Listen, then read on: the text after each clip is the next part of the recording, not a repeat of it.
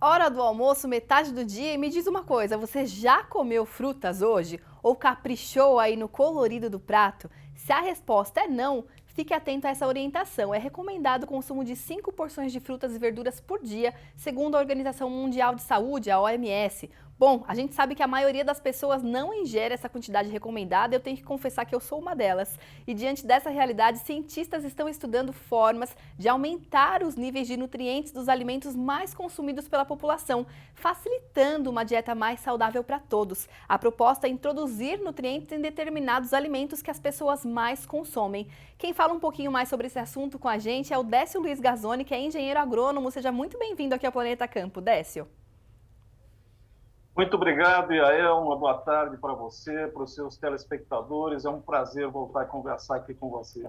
Com certeza, o prazer é todo nosso de te receber aqui mais uma vez. Décio, agora conta pra gente como que vai ser possível, né? Como que já é possível tornar os alimentos mais nutritivos? Que tecnologia é essa? Na realidade, sempre existiram tecnologias para melhorar alimentos.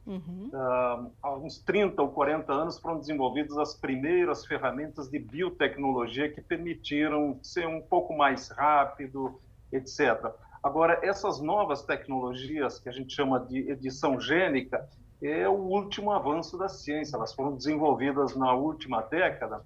E para melhor entender, é o seguinte, todo mundo trabalha aí com editor de textos no computador, é como se a gente pegasse um texto e editasse, tirasse uma palavrinha daqui, mudasse para lá, tirasse uma letrinha daqui, levasse para lá. E, então, hoje, a precisão é muito grande, o tempo de resposta é menor, o custo é menor, e a garantia de inocuidade, a certeza que nós estamos fazendo um bom trabalho também é muito maior, Yael.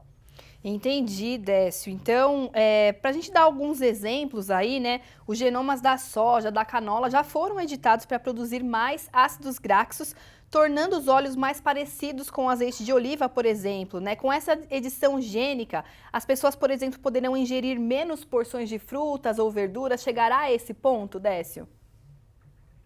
Eventualmente pode chegar. Veja que nós temos uma recomendação genérica da Organização Mundial da Saúde de 5 porções de frutas. Obviamente isso depende da dieta de cada local, de cada país, mas é fácil de entender. Se nós aumentarmos os teores dessas substâncias que nós consideramos substâncias ativas, essas que beneficiam a saúde, você pode eventualmente diminuir a quantidade ou diminuir o número de porções. O importante é que você ingira aquela quantidade recomendada pelos médicos, pelos profissionais de saúde, daquelas substâncias que estão presentes nos alimentos e que beneficiam a sua saúde.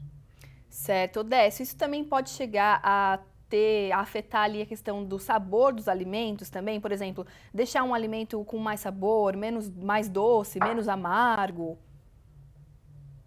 Sim, sem dúvida alguma. Tanto nós podemos mexer na qualidade dos alimentos ou no que a gente chama de propriedades organolépticas, que são aquelas propriedades de aroma, de sabor, para tornar mais atraente, mais apreciado. Então, isso é perfeitamente possível. Agora, um cuidado que a gente precisa ter, você citou o amargor. O amargor é um exemplo. Às vezes, o amargor ele está associado justamente com uma substância que é benéfica à saúde.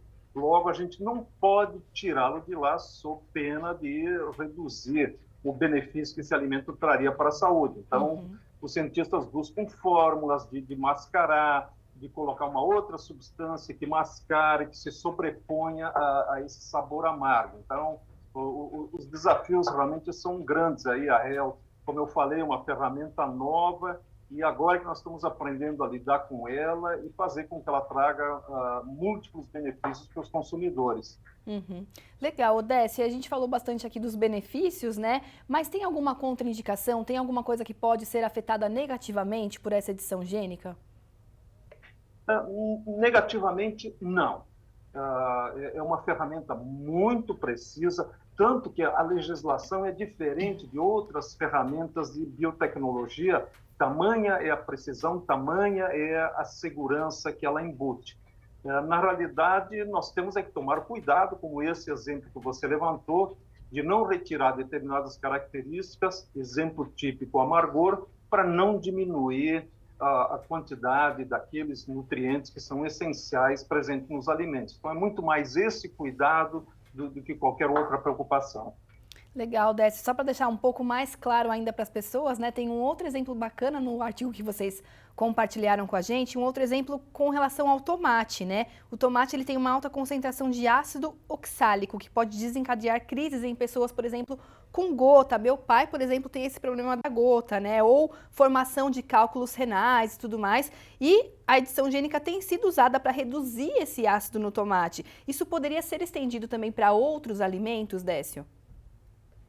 Sem dúvida, essa técnica ela pode ser usada em qualquer vegetal, em qualquer planta que produza alimento.